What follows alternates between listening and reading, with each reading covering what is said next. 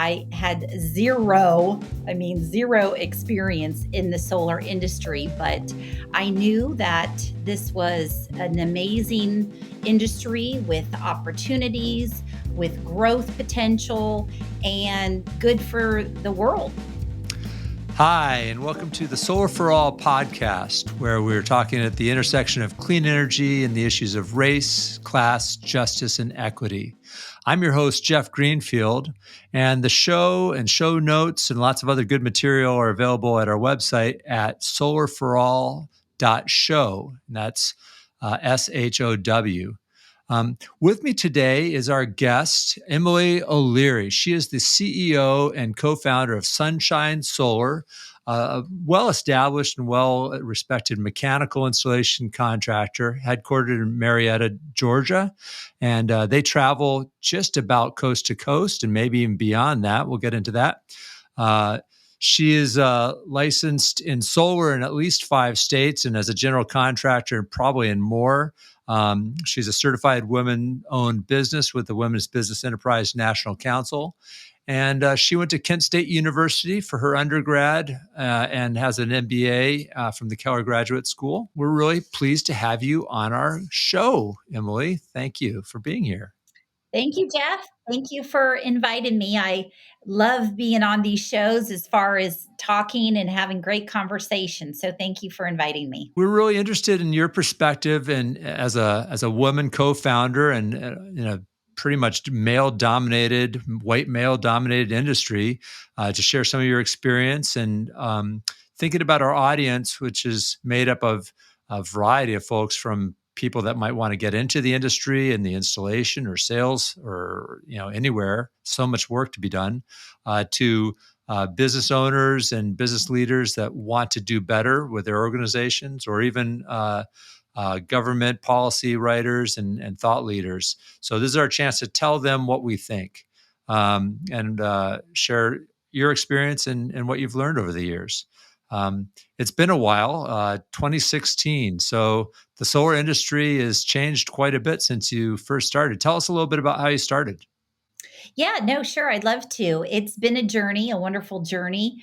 I will start off and tell everyone that I had zero experience in the solar industry, but I knew that this was an amazing industry with opportunities, with growth potential, and good for the world to be able to, get solar to build it. So I just knew kind of that gut instincts that tells you that, this is kind of the direction and the way of the future. So I had partnered with a construction company and we started to work together for a couple years, and he was doing construction work and we started to do a little bit of solar. And so back in 2015, we kind of had a good conversation and said, let's start a business that is just strictly focused on solar. And we knew that we had a great crew that was very good with their hands, with their tools,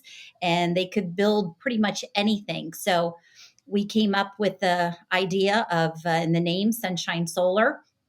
And I opened a checking account. All the basic 101 things that you have to do to start a business, and did a lot of praying and said, okay, let's see where we go with this. And I went to here in Atlanta. They had the first they call it the Southeast Solar Conference.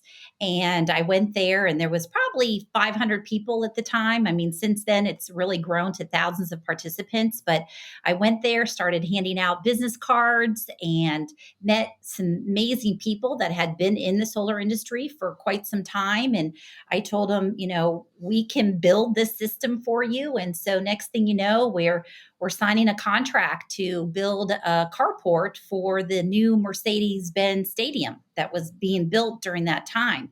Because one of the components of that stadium had to be a solar carport. And so we partnered with a racking company called Quest Renewables. They hired us, and we had our crew out there every single day in the hot summer and built this carport. And I drive by it and I'm so proud of it because that was really our first big project. And from there, we did a good job and our name got out there and people started to call us and say, hey, will you come to Tennessee? Will you come to Arkansas? And you go where the work is. And that's kind of how we started. Wow, I had no idea. That's a pretty big, high profile project to have your first project. I couldn't imagine doing that. My first project was on my own house, pretty low stakes. And if the customer wasn't happy, it was still pretty friendly. Tell us, our audience, exactly what you do. What is a mechanical contractor for those that aren't kind of into the weeds in the jargon? Yes. So I'm sure people who are in this industry, they probably hear EPC. So part of a solar project, whether it's a rooftop or if it's a carport or a solar field, you have three key components. You've got E, which is the electrical part. You have P, which is the procurement, and then you have C, which is the construction. So we fall in that C category where we are the construction, we're the mechanical part of it. So we have clients that have the project, they procure the material, and then they will talk to racking companies and say, okay, now that we're buying all the material, who's going to build it for us? So we have spent years developing really good partnerships with some of the world's best racking systems. And so they will contact us or we gone through training, so we know how to build their system. And so they send us potential clients and say, well, here's Sunshine Solar, contact Emilie. They know how to build these systems. They've done it before in the past. And so what we do is we are the people that, let's just take a solar field, for example. You've got civil, right? So civil comes out there first. They clear the land and then material starts coming in. And so we have our crew there. We unload all the material. We stage the material. We take inventory. We drive the piles. We have 14 pile machines. We have 15 now. We have Geiks and PD10s. And so we have specific operators that do that. And so once we get the material off the trucks, like I said, we stage it and then we get our machines out there and we start driving all the piles. And then we have specific crews that are specialized in that type of racking and they start building the racking. And then we have crews behind them that come and do the panels. So that's been our core focus business. And so when you hear mechanical installation, that's kind of what mechanical installation is taking the steel and building it and putting the panels. And then you have the electricians that come behind us to connect everything and get it commissioned. Got it. So you're really a specialized part of the solar ecosystem. I think you also work on rooftop systems as well, or is that less of the focus? No, let's say 85% of our business is solar fields, and then the rest of it is a combination of rooftops and carports. So we have done numerous Fortune 500 commercial rooftops, but we're also specializing in the parking lot canopy system. So we're actually in Cape Cod right now building a 7 megawatt carport for a fairground in Cape Cod. So we do that as well. Holy cow, 7 megawatts of carports. That's got to be huge.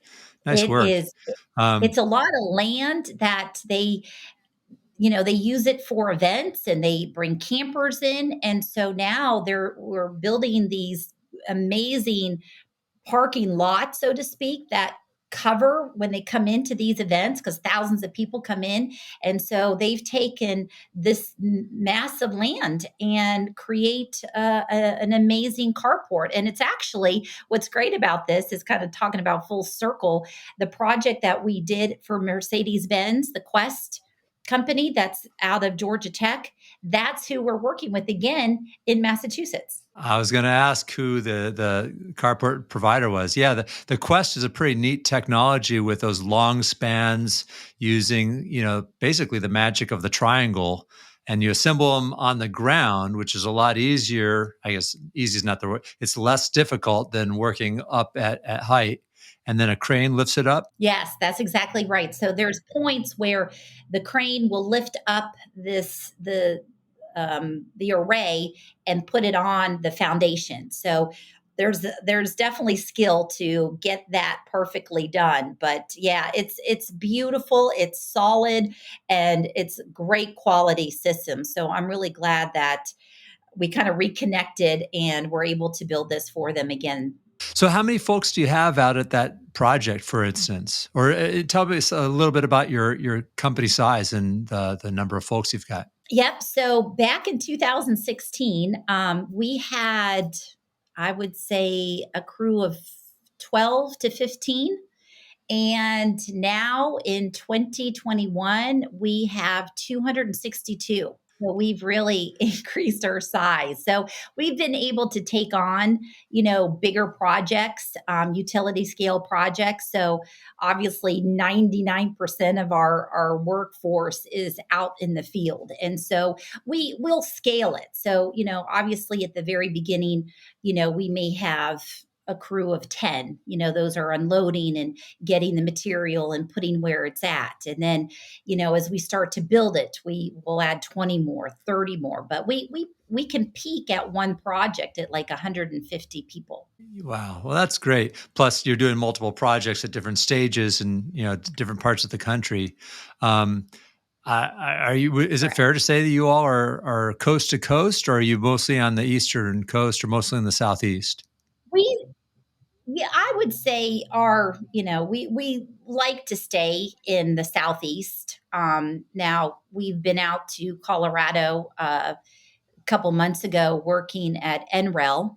We did a great project for them. But honestly, to take our crew, to take all our equipment, it's very expensive, to move it across the country. So we will go from Florida all the way up to Maine. We're in New York right now. We're in Tennessee right now. We're in North Carolina right now. But yeah, usually the East Coast is where we like to stay. Got it. Got it. Well, let's now that we've kind of gotten an intro and background as where you're at in the solar world and what you all do. What are your thoughts on trying to make the industry reflect what America looks like? We're all trying to find good employees right now, and it's a hard time to find good employees. The economy is booming, especially in construction.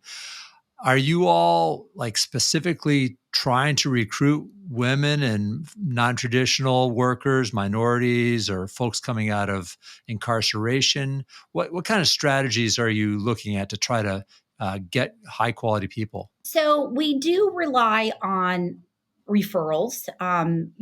We have such a tremendous crew that those people will talk and they have friends and friends, and so we do try to work with our local crews and say, hey, do you have anybody that that can come and join our team? So that has been a great source for us, is having people refer their friends and family. We do post on Indeed. We use that a lot, and we can get, for one job, 150 resumes for it, and they come from all different backgrounds.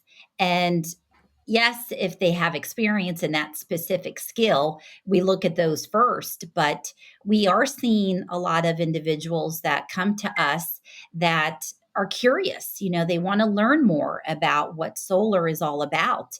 And so we'll talk to them, we'll educate them, we'll talk about, because most of our jobs, Geoff, are very labor intense, right? So you have to be able to lift so much. You have to be able to withstand the elements. We have women and men in South Georgia right now, and it's exhausting. I mean, it's just that between the gnats and the heat, it's hard work. So it's definitely not for everyone.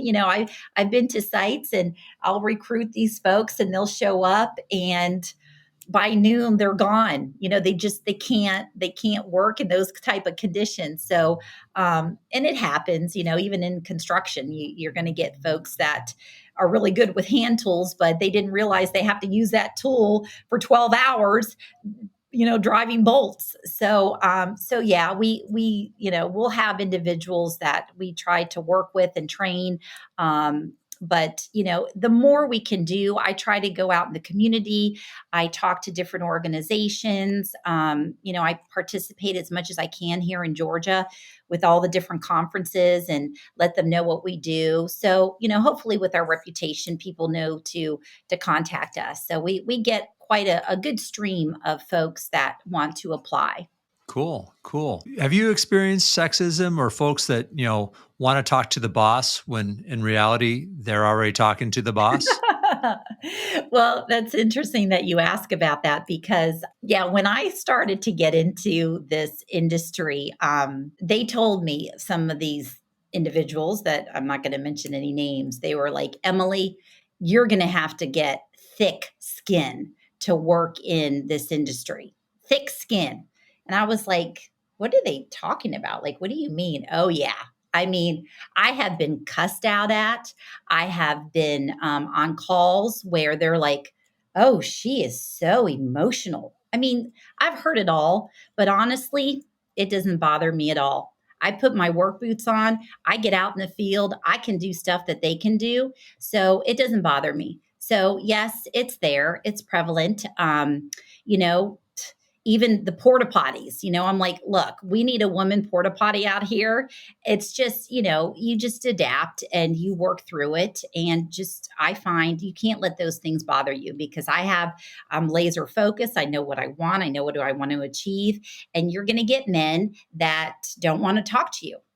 They're just not comfortable. They just don't. But in reality, I'm sorry, you need to deal with me and we're going to get through this. So, and I think, with my years of experience, and I've learned a lot, and I think having that credibility helps because I want to talk knowledgeable about what we do.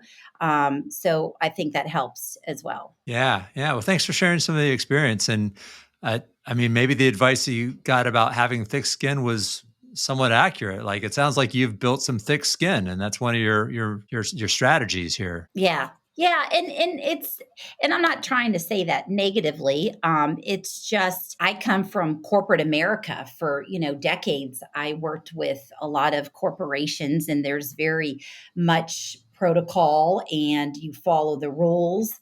Well, when you get out in the field and you've got issues and you've got, all these hiccups and challenges, it's not smooth sailing a lot of time. And so you got to pull up those bootstraps and you got to do what you got to do. There's been many situations where, you find a solution and communicate with people and say, look, this is how we're going to do it. So you learn a lot over the years. That's for sure. Yeah, yeah. Construction is construction, and it's rarely, surprisingly, it goes smoothly sometimes. But for the most part, the successful companies are the ones that can adapt and overcome and problem solve and communicate well. Sounds like you've figured out your niche and are succeeding in there. The workforce and the people that we hire, our very beginning conversations on how there are individuals that have been incarcerated and we may be the first job that they get out of jail. So there is a huge adjustment. We've worked with organizations where they have individuals that have been on drugs. They are making them sober for a year and then they're able to come and work for us. So there's people from all works of life. I had a lady that was homeless. I didn't even know she was homeless until we started talking. She's like, Emilie, I was sleeping in my car 2 weeks ago. I said, thank you so much for giving me this opportunity for this job. Now I can provide for myself and not sleep in my car and put food on the table. I mean, you never know where these people come from, what they've gone through.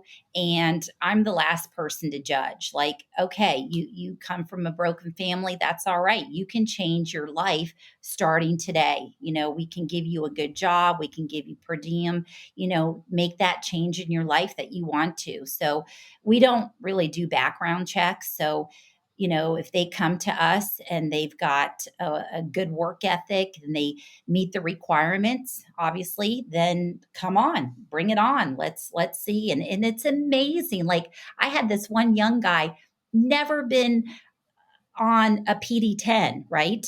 And he operated farm equipment his whole life. Like, he grew up on a farm. He knew every tractor. He got on that PD-10 and he was driving like, he just picked it up like that. You would have never known, but things like that just happen. And it's like, wow, I'm so glad we gave him that opportunity. So I've had other guests and they've talked about having a diverse workforce and having, someone who might be college educated, middle class background, and then someone with a much, much rougher background, much more challenging, and how it didn't really go too smoothly. Are there things that you do or things that you've learned along the way, or maybe the culture that you've established where you try to proactively make it go more smoothly? Or obviously you're talking about how you don't have a lot of judgment and you're, I guess, giving off this vibe of, let's give people a chance. Let's judge you on how well you do, how hard you work, what your attitude is. Does that translate down into the field to your, I don't know what you call them, your team leads or your supervisors? We try to. I'm not so much involved with the daily operations anymore. And I don't think we share this, but I had sold my past business partner and we sold the business in 2020 to Steve Newby, who came from the oil and background. So we have a VP of operations now that really oversees all the projects, the supervisors, the superintendent. So they kind of control the hiring. And we actually have an HR director that does the posting of the ads and does the interviewing. So I don't particular like I used to when, I was one of the owners. I was literally hiring and interviewing all the time. But so now I don't do that as much, but I absolutely love to go out to the sites and meet with the folks and have conversations with them. I like to learn, kind of like, the movie or the show Undercover Boss, but I'm not undercover. I go out and I'll spend a whole day with these folks and just hear, they're going to get married, they're going to have a baby. And, I just love to hear that. So I try to develop a culture where we really get to know these folks. And, I like to inspire them. I like to motivate them. And I think, with me being out there showing that, I can work 12-hour days, I can pick up trash, I can do what you do, I feel that they can talk to me, they come to me, they'll, share information with me. So I love to hear the good, the bad, and the ugly from our workers for sure. Even the women, they were telling me, Emilie, we need more toilet paper, just little things that they may not feel comfortable in telling other people. And I'm like, okay, I'll make it happen. Let's get this out there. So I really try to, like I said, I'm not out there all the time, but when I do, I really like to listen. That makes a lot of sense. You've probably built your company by listening in a lot of ways. What are some of the other things that some of the women have told you as far as to make the workplace better? You mentioned, something as simple as a porta potty. Folks that want to make their own businesses more inclusive, what advice would you give to them? Yeah, what's been great that I have seen over the last few years is because there are more women out, not just the fields, but in this space, they're very accommodating. So I can call up a client and say, "Hey, look, I've got such and such needs," and they're like, "Okay, let's do it."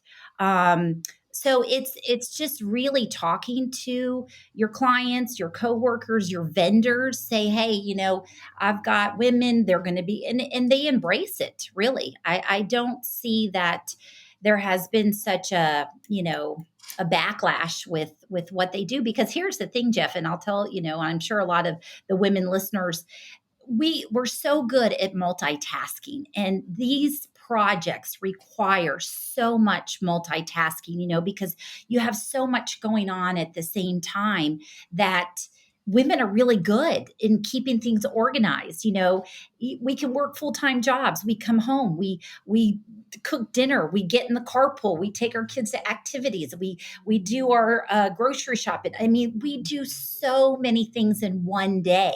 So when you're on a site, whether it's a rooftop carport, there's so much that's going on, and women are really good at these logistics. And I love to be able to put people in positions where they excel. And so again, we hired one of our office managers. We promoted her to project management, and she can multitask. She can handle things. I mean, it's just great to be able to see that women can excel in this industry, and people are very supportive. And I haven't seen, you're going to get issues, but honestly, I think there's more better efforts coming out of it than negativity. Oh, that's great to hear that you're seeing that as well. Yeah, when you're describing multitasking as being something that many women inherently do very well.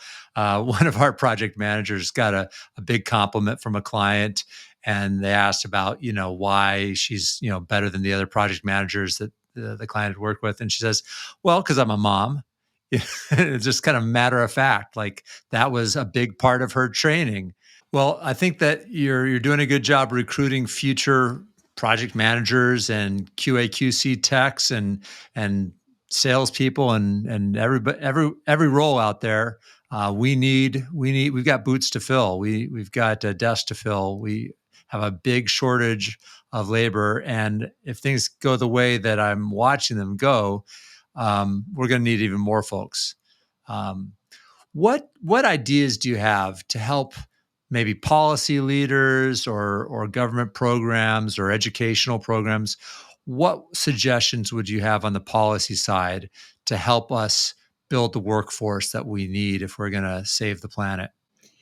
Well, I think the policy, as far as these type of initiatives, require funding. At the end of the day, you need money to make things happen. When it comes to policy, you need people who can have organizations training. So I really would like to see funding come from the federal level and trickle down to these municipalities, to these small counties that really can make a big change with having solar in their backyard. So having policy where, these small farmers that, may not know a lot about solar can get the support, get the education, get the training, to know what they need to do. I just think there's a lack of education out there right now. And that's where I think we need to put some funding in and really educate and market. I was up in Tennessee doing a project, and I was driving in the border and heard on the radio, marketing about solar. And I saw a billboard, and I'm like, wow, this state is really embracing solar. And so I just will never forget that, because that never like occurred to me or even saw that until I was like, wow, this, there's a lot of things happening here. So I think, and again, those things take money to do. So I'd love to see that in more states across the country. Makes sense. Makes sense. Yeah, a lot of folks think solar is a California thing, so it's exciting to watch. Pretty major projects happening in Georgia, both North and South Carolina now, and Florida's starting to blow up. Ohio, we have lots of projects up here, and these are the big, 100+ acre, big megawatt scale utility projects that are making a huge impact. They are. And, we have them. We've got these, I call them bloodlines that run through our city. And we've got this massive solar field being developed right off 75. And, people going from the north down to Florida, and they see that. So they're always like, oh, what is that? What's going on? And I mean, unless you're in the industry like us, Geoff, you're not going to know. So we hear about it. We know what's going on, but people who are driving by, are curious and want to know, is that going to create energy for the local homes? Or, it's just so many questions. Right, right.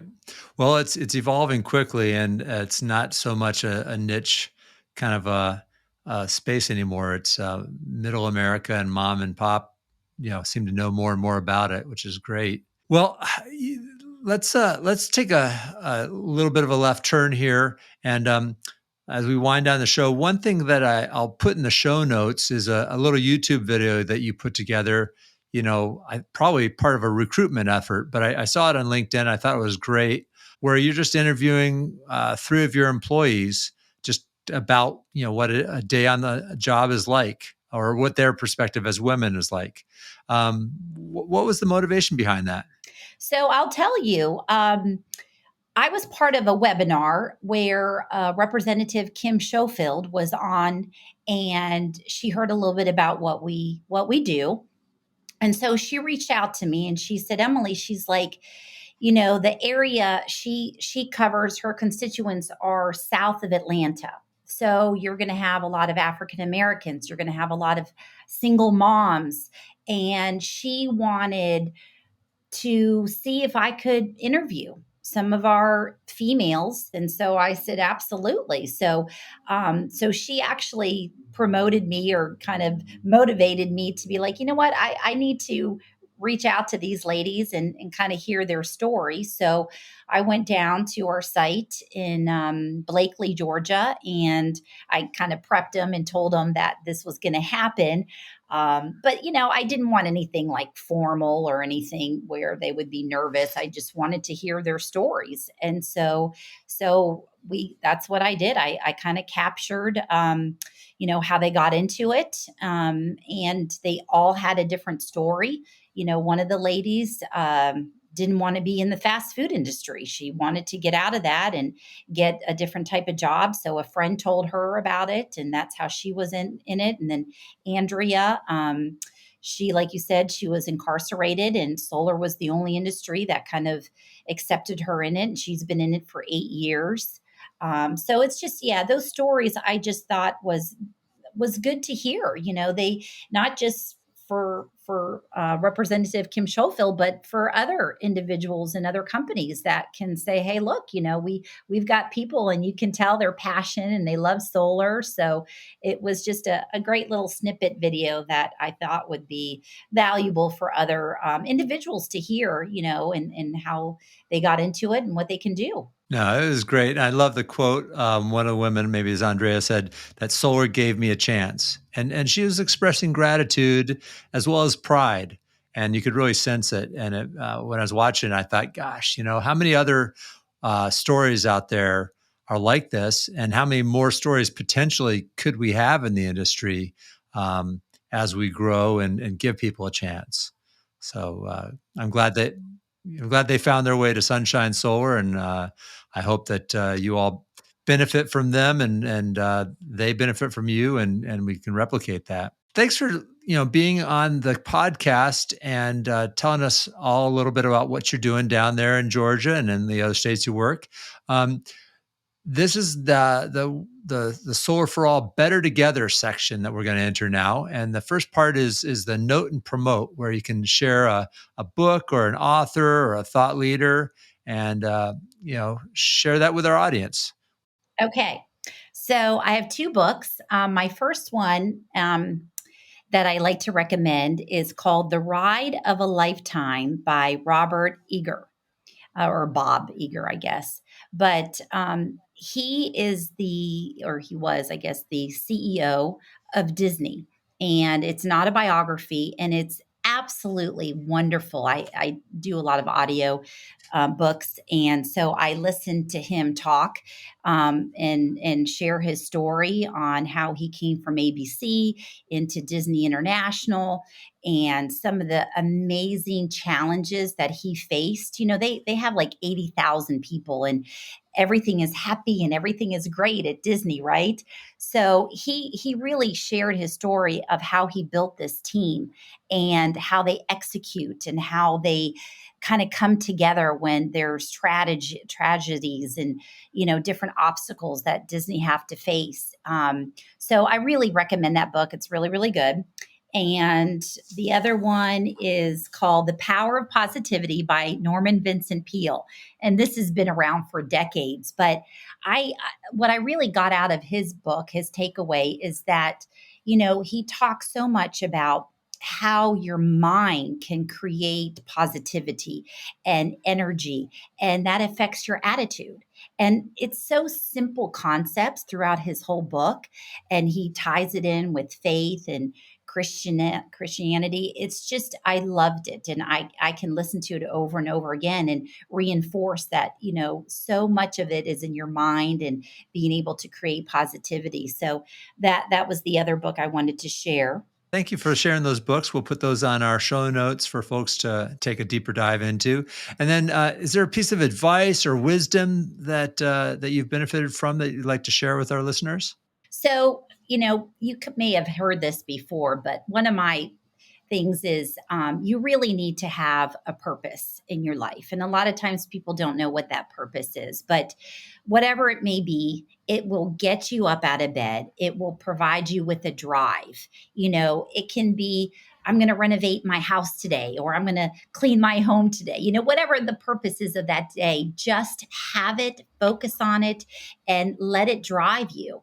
And I find if you have a positive purpose, your life will be happier. And that's one of the things that I feel, everyone needs to have in their life, is a good purpose that makes you wake up in the day and have a good life. Oh, that's great. Do you have a quick description of what your purpose is, or do you have a? I would say, multifaceted. I'm a mom. I have teenagers, three very active teenagers, and I have a full-time job. And so I love what I do. I love my family. I love my kids, and I love what I do. So that gives me purpose, and I don't feel like, I have to go to work. It's just something that I love to do. And I've been doing it for years. And if I don't love it, I'm going to move on and do something else. But, I just think that you really have to love what you do. That's great. It shows through.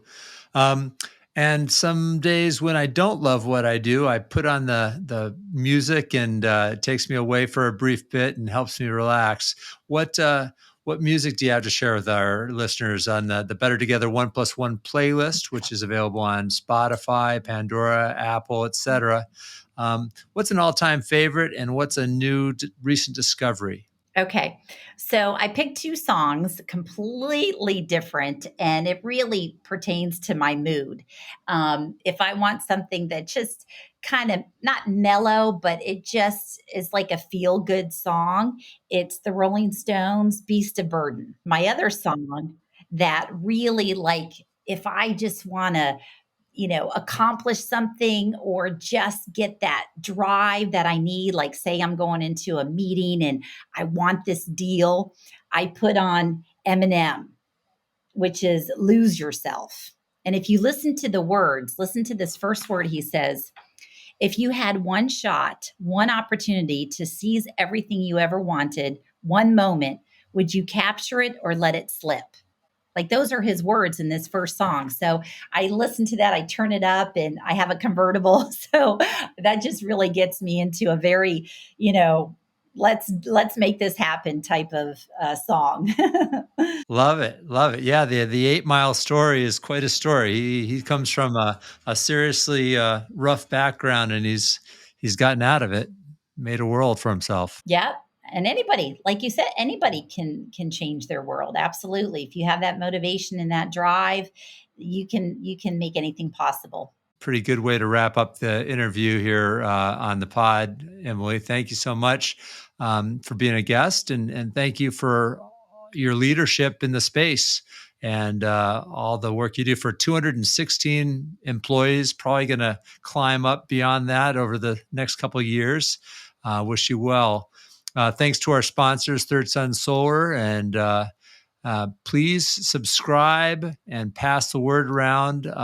We are trying to get the word out about this podcast and trying to get this information out into the world. And the best way our listeners can help is to put us in LinkedIn or put us on their socials, share us with a friend, and spread the word. solarforall.show, SHOW. And if we're going to be successful as we address climate change and the extreme weather events that are happening more and more, we're going to need a bigger team, and we need everyone on the team. We need to build an industry where folks feel that they can belong. And Emilie, you are doing it. So thank you so much. Oh, my pleasure, Geoff. Thank you so much for having me. This was really a delight.